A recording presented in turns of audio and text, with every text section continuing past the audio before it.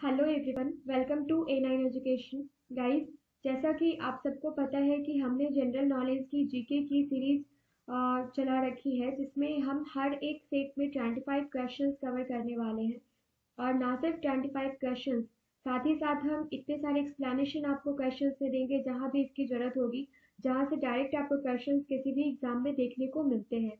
ये जो 25 क्वेश्चन है, ये मैं ये नहीं कहूँगी कि ये सिर्फ रेलवे के लिए या एसएससी के लिए इम्पोर्टेंट है।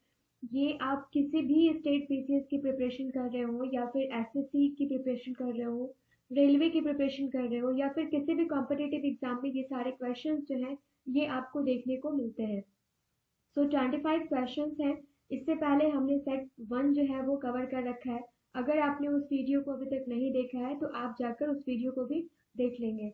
So let's start with question number, who says history repeat itself.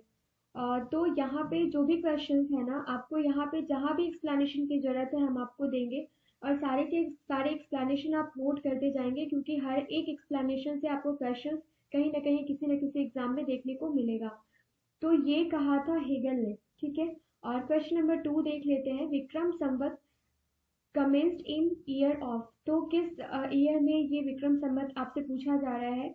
तो ये 58 बीसी आप याद रखेंगे। और बात की जाए विक्रम संवत की, तो ये जो है ना, ये ऑफिशियल कैलेंडर कहाँ का है ये आप मुझे बताइए। ये है ऑफिशियल कैलेंडर नेपाल का। ओके, विक्रम संवत जो है वो ऑफिशियल कैलेंडर कहाँ का है, ये है नेपाल का।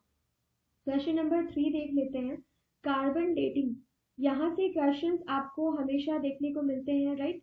Carbon dating system was developed by, ये किसके द्वारा डेवलप किया गया था, ये किया गया था विलार्ड लिबिंग। तो यहाँ पे आप कार्बन डेटिंग की अगर बात करें, इनके बारे में जानना जरूरी नहीं है भाई, हमें किसी भी एग्जाम में इसके बारे में पूछा नहीं जाने वाला है। तो हम देख लेते हैं कार्बन डेटिंग के बारे में। तो कार्बन डेटिंग की अगर बात करें तो इसका क्या यूज है, इसको क्यों यूज करते हैं। तो ये करते हैं to find the approximate age of ones living material. मतलब जो कभी था, जो कि लिविंग मटेरियल जो कभी भी था, उसका जो अप्रोक्सीमेट एज जो होता है उसको फाइंड करने के लिए हम किस विधि का प्रयोग करते हैं, ये करते हैं कार्बन डेटिंग। क्वेश्चन नंबर 4 देख लेते हैं, which Veda gives the information about culture of old Vedic period. तो ये हमें देता है ऋग्वेदा, ठीक है। अब यहाँ पे ये जो 4 के 4 वेद दिए गए हैं ना, यहाँ से क्वेश्चन आपसे कहीं से भी पूछा जा सकता है। हिस्ट्री में बात की जाए तो ये जो वेदास हैं, उसके बाद जो आपका बौद्ध धर्म है, जैन धर्म है, हड़प्पा सिविलाइजेशन है, ये सारे ऐसे टॉपिक हो गए हैं ना जहाँ से क्वेश्चंस आपको हर एक एग्जाम में देखने को मिलते हैं। तो जो हड़प्पा सिविलाइजेशन है, यहाँ से हमने काफी सारे क्वेश्चंस जो है ये सेट 1 में फ्रेंड्स कवर कर रखे हैं, तो आप वहां पे जाके उन सारी चीजों को रिवाइज कर लेंगे। अब बात की जाए ऋग्वेदा की, तो इसमें टोटल कितने मंत्र हैं, ये कितनी बार पूछा जा चुका है। तो यहाँ है 1028 मंत्र। और ये रिलेटेड किससे है, ये किससे रिलेटेड है, ये है चिकित्सा शास्त्र से।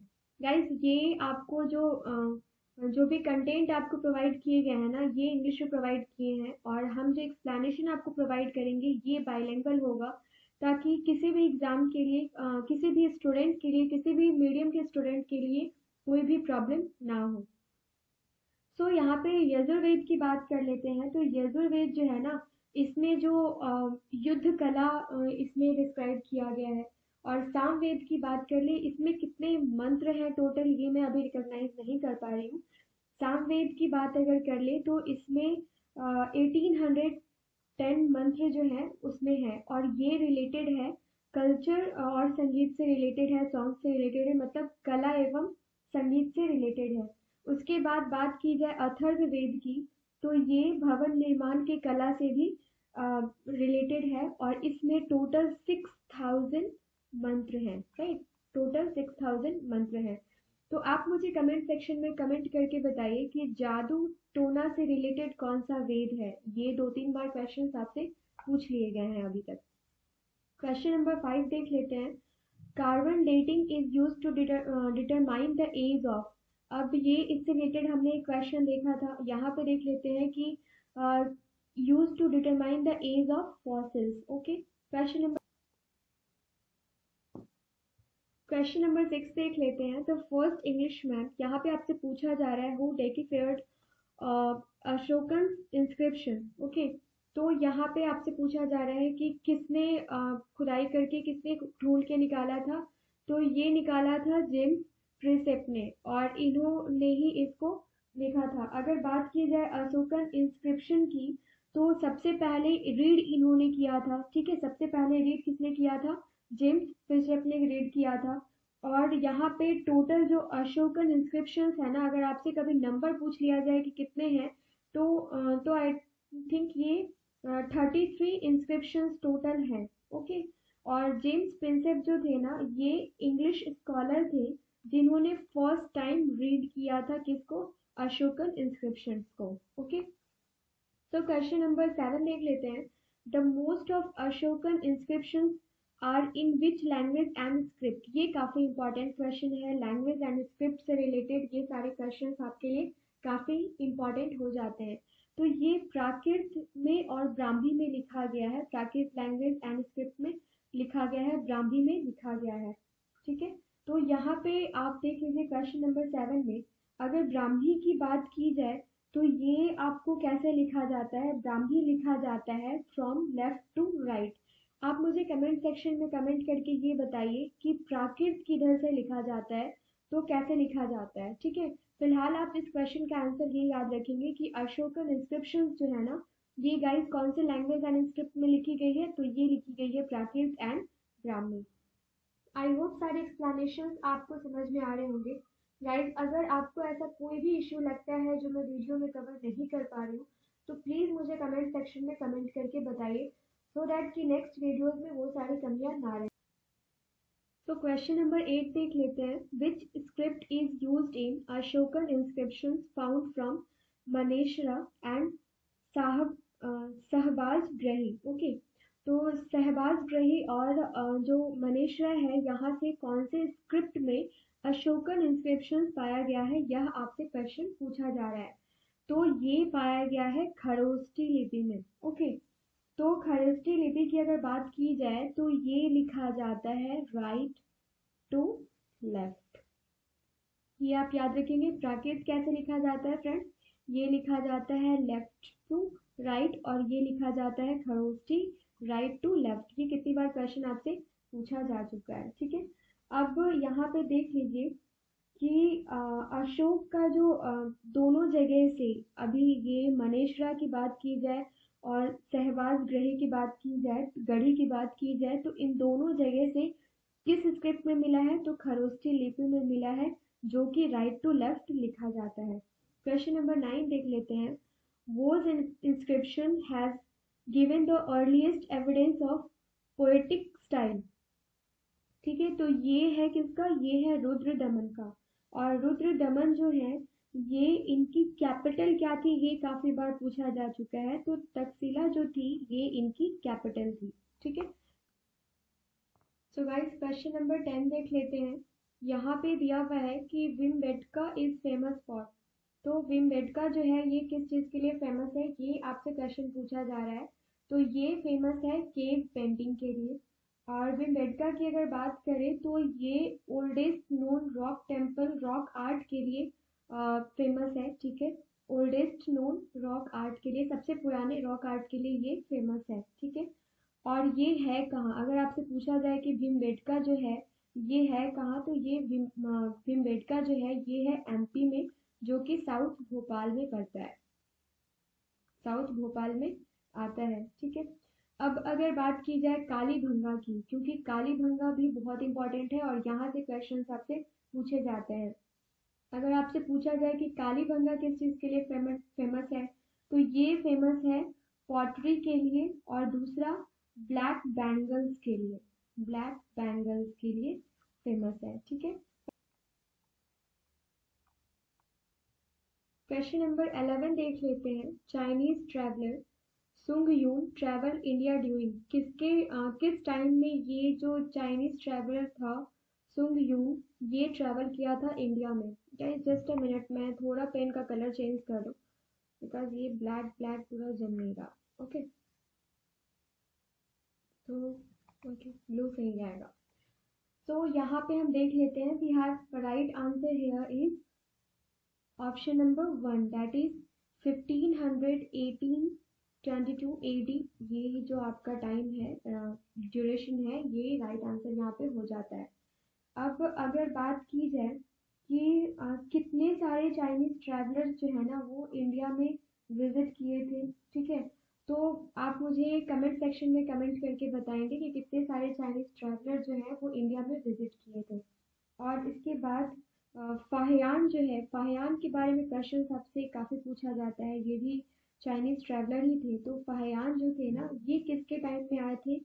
ये आए थे चंद्रगुप्त टू के टाइम में। गाइस ये काफ़ी इंपॉर्टेंट है, चंद्रगुप्त टू के टाइम में कौन आया था? फाहियान आया था। और इनको विक्रमादित्य के नाम से भी जाना जाता है। और इत सिंह भी काफ़ी इम्पोर्टेंट है, तो इनके बारे में भी आप जान लीजिए। ये टोटल 10 वर्षों तक ये क्या हुए थे? ये नालंदा विश्वविद्यालय में रहे थे। क्वेश्चन नंबर 12 देख लेते हैं। हु कंपोज्ड द गायत्री मंत्र? गायत्री मंत्र को किसने लिखा था? तो ये लिखा था आपको विश्वामित्रा ने। ओके, अब अगर मुझे आप प्लीज़ कमेंट सेक्शन में कमेंट करके बताइए कि विश्वामित्रा के जो महाभारत है वो किसने लिखा था। तो ये सारी की सारी चीज़ें जो है ना, हमने बुक्स एंड ऑथर्स का एक पार्ट 1 एक वीडियो आपको अपलोड करके रखा है। वो आप वीडियो आपने अभी तक नहीं देखा है तो आप उस वीडियो को देख लीजिए। वो हूबहू वैसे क्वेश्चंस आपको एग्जामिनेशन हॉल में देखने को मिलते हैं। सो नेक्स्ट क्वेश्चन देख लेते हैं, क्वेश्चन नंबर 13। यहाँ पे है the Indian king who oppose Alexander. तो कौन से किंग थे जिन्होंने अलेक्जेंडर को अपोज किया था, रोका था? तो ये कौन थे? ये थे पोरस।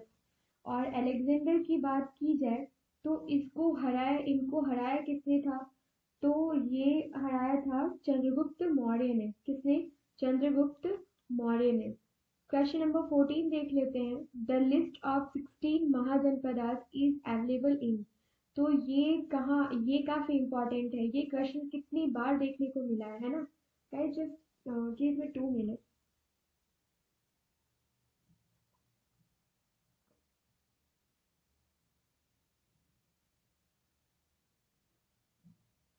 ये बोलते बोलते ना बीच में गला फंसने लगता है।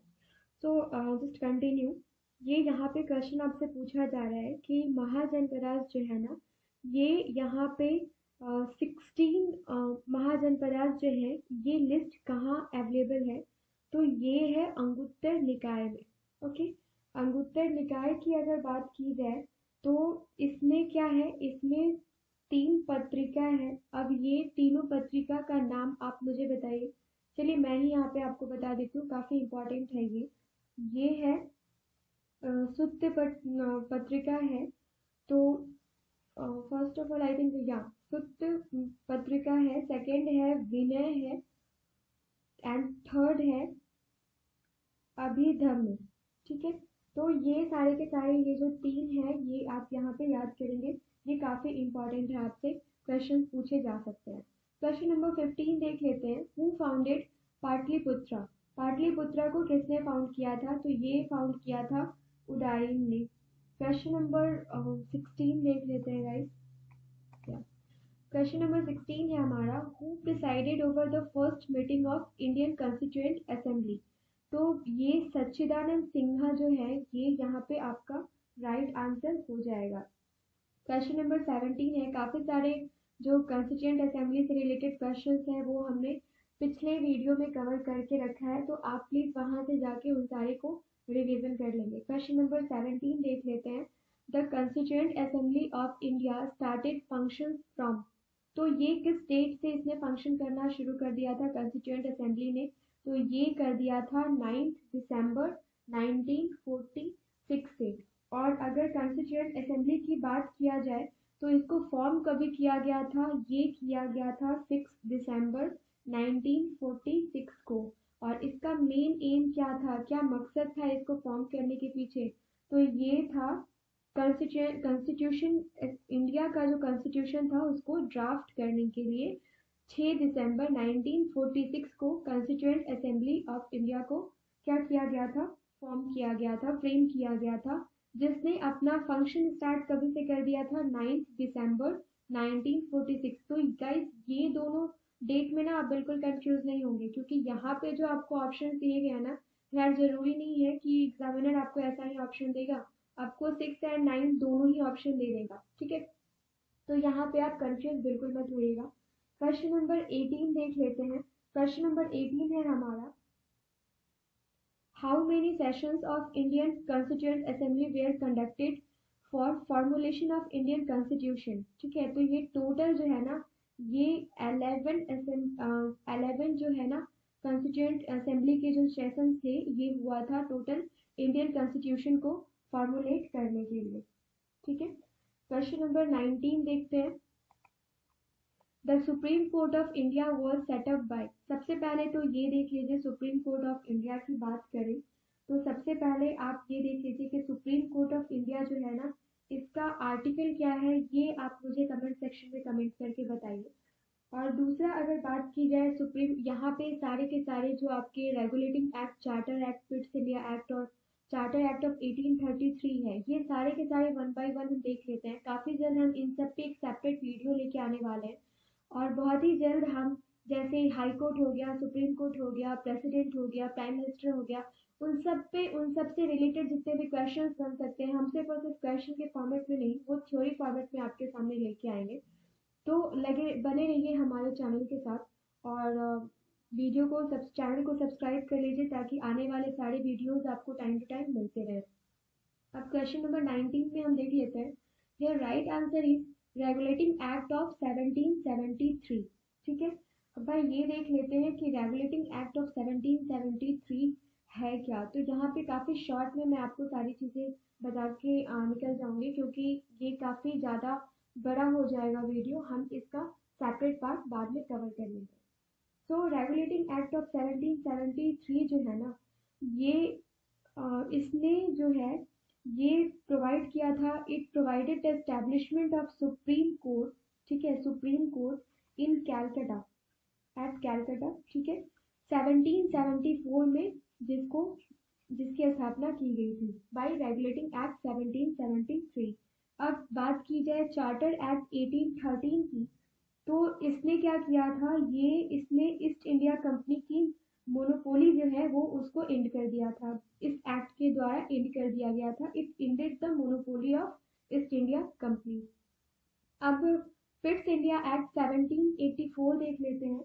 तो पिट्स इंडिया एक्ट 1784 जो है ना, तो this act brought the EIC rule, east India company rule, under control of British governor. तो ये काफ़ी इंपॉर्टेंट हो जाता है, ठीक है। और इस एक्ट को जाना जाता है ईस्ट इंडिया कंपनी एक्ट के नाम से, ठीक है। अब लास्ट हमारा बच गया चार्टर एक्ट 1833। तो चार्टर एक्ट 1833 की बात अगर की जाए, तो यहाँ पे है the company trade with China were closed. तो यहाँ पे 1833 में क्या हुआ कि company trade with China were close, मतलब चाइना के साथ जो ट्रेड था वो कंपनी का क्लोज कर दिया गया। अब क्वेश्चन नंबर 20 देख लेते हैं। How many members were initially there in constituent assembly of India. तो ये टोटल कितने थे, ये टोटल थे 300। क्वेश्चन नंबर 21 है हमारा, solar system is a part of which Galaxy. तो ये है आपका मिल्की गैलेक्सी, मिल्की वे गैलेक्सी का पार्ट है।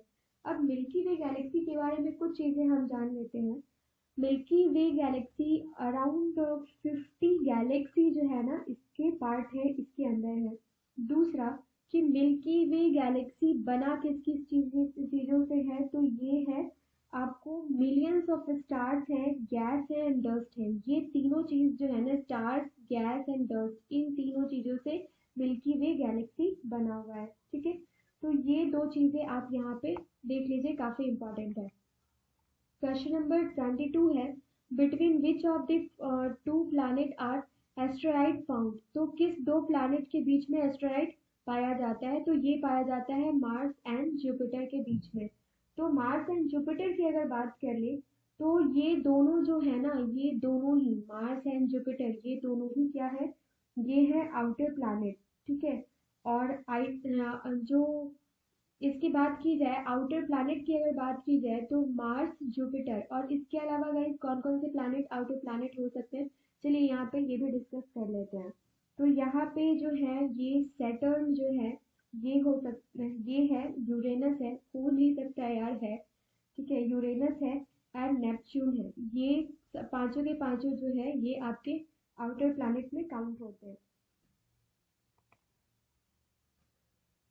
तो क्वेश्चन नंबर 23 देख लेते हैं। The scientist who found earth revolves around the sun was. तो ये जिसने खोज करी थी कि सन के चारों तरफ अर्थ जो है वो रिवॉल्व करता है, ये कौन थे, ये कॉपरनिकस थे।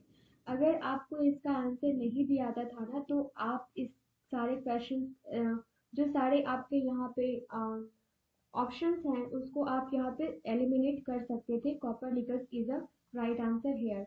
अब बात की जाए सन की, तो सन से रिलेटेड अगर क्वेश्चंस आप देखोगे ना तो आप बीपीएस गाइस, आप बीपीएससी की अगर प्रिपरेशन करते हो तो आपको पता होगा, या किसी भी एग्जाम की प्रिपरेशन करते हो तो वहाँ पे तो आंसर्स पे उतने प्रॉब्लम नहीं आते हैं। अगर कोई बिहार का स्टूडेंट हो तो आप समझ सकते हो मैं क्या बोलना चाह रही हूँ, क्योंकि बीपीएससी के एग्जाम में ना सन से रिलेटेड क्वेश्चन पूछा जाता है, ठीक है। अब सन से रिलेटेड क्वेश्चन आपसे पूछा जाएगा कि पृथ्वी पर इसका इसकी जो सूर्य की किरणें हैं वो कितने मिनट कितने सेकंड तक पहुंच जाती है। अब आपको क्या किया जाएगा कि आयोग का जो आंसर जारी होता है ना, आंसर शीट जो जारी होता है उसमें आपको जो आप अप्रोक्स देख लोगे तो आप उसको टिक लगा दोगे। अब क्या होगा कि जो आयोग का आंसर शीट जारी होता है उसमें आंसर आंसर्स कुछ और ही हो जाते हैं, तो इसमें हम कुछ कर नहीं सकते। वैसे अगर देखा जाए तो सन का जो डिस्टेंस है ना पृथ्वी से, सन का जो डिस्टेंस है पृथ्वी से, ये कितना है, ये है 149.6 मिलियन किलोमीटर। कितना है गाइस, 149.6 मिलियन किलोमीटर। इस क्वेश्चन का आंसर आप मुझे प्लीज कमेंट सेक्शन में कमेंट करके बताइए। और इसके जो कंपोनेंट्स हैं, जो सन के जो कंपोनेंट्स हैं ये क्या है, ये है हाइड्रोजन, ठीक है, एंड हीलियम। ये मेन कंपोनेंट्स जो है सन के, ये क्या है, ये है hydrogen and helium. Question number 24 देख लेते हैं। What is meant by the term midnight sun. अब मिडनाइट सन से आप क्या समझते हैं, आपसे क्वेश्चन यह पूछा जा रहा है। तो मिडनाइट सन जो होता है ना, sun shining in polar circle of the long time, for the long time. ये आप बस इतना यहाँ पे नोट कर लीजिए, याद कर लीजिए, इतना आपके लिए काफी है। क्वेश्चन नंबर 25 जो कि आज का लास्ट क्वेश्चन है वो हम देख लेते हैं। Object that shine in the night sky is known as, ये है सेलेस्टियल बॉडीज। ये सारे के सारे पॉइंट्स जो है ना हम वन बाय वन साइंस के वीडियोस में कवर करेंगे। तो गाइज प्लीज मुझे कमेंट सेक्शन में कमेंट करके बताइए कि आपको हमारा यह वीडियो कैसा लगा। ये 25 क्वेश्चन जो आपको दिए गए हैं ये आपको कैसा लगा। इसमें अगर कोई भी करेक्शन की जरूरत आपको लगती है या आपको ऐसा लगता है कि एक्सप्लेनेशन हमें और ऐड करना चाहिए तो प्लीज हमें कमेंट सेक्शन में कमेंट करके बताइए। तो मिलते हैं नेक्स्ट वीडियो में guys. Till then have a nice day, thank you so much.